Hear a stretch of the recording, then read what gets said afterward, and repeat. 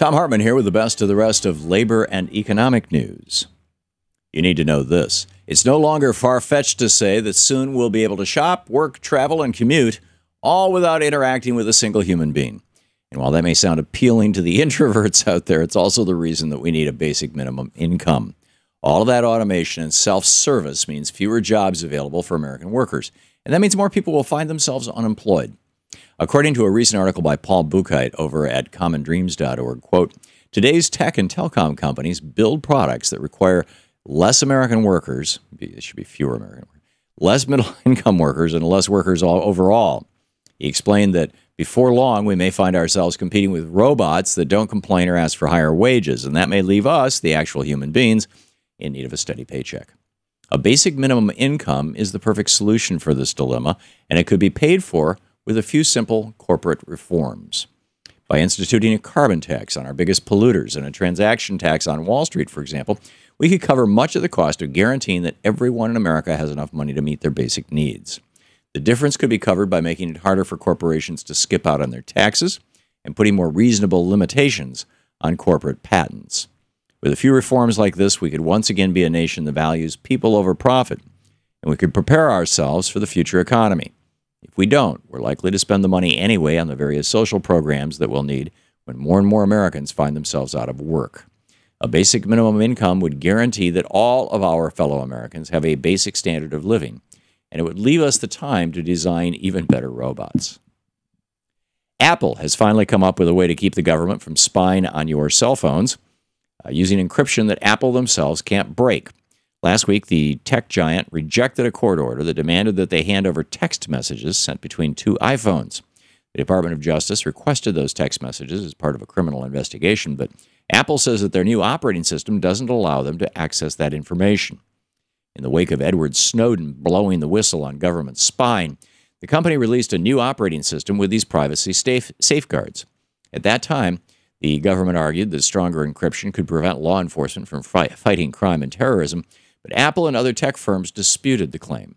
For now, we'll have to wait and see how the Justice Department will respond to Apple's rejection and wait to see whether our privacy will be protected. A recent court decision could threaten the future of Uber.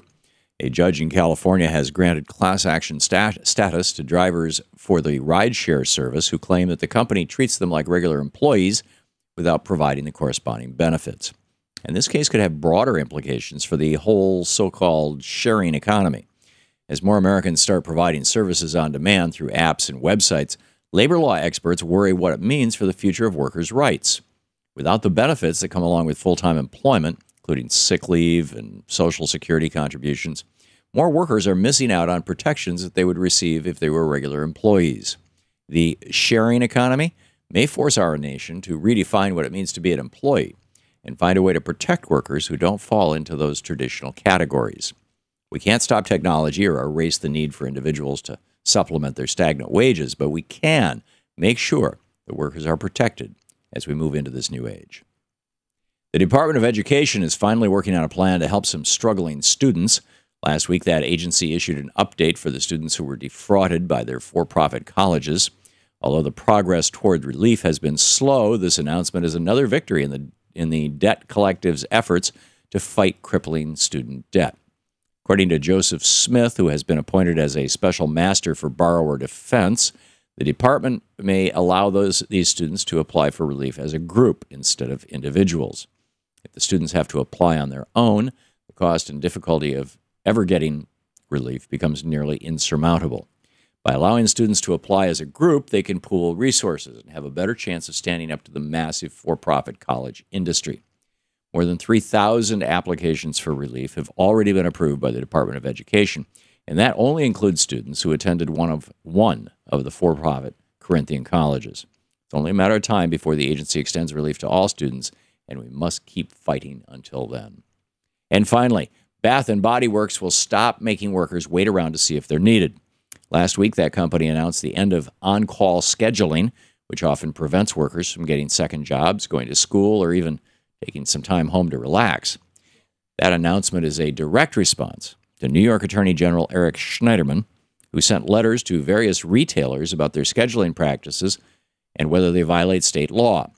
Despite that law, about 40% of retail employees in New York City say that they have no set minimum hours per week, and at least a quarter of workers have dealt with being on call. In response to Bath & Body Works' announcement, Schneiderman said, "I am proud that the inquiry my office launched into on-call scheduling is yielding positive results. Unfortunately, workers all around the country continue to deal with the problem of on-call scheduling, but that tide is beginning to shift. San Francisco has already passed a law requiring that at least 2 weeks' notice of schedule change be given, and Democrats in Congress have even introduced legislation to implement protections nationwide.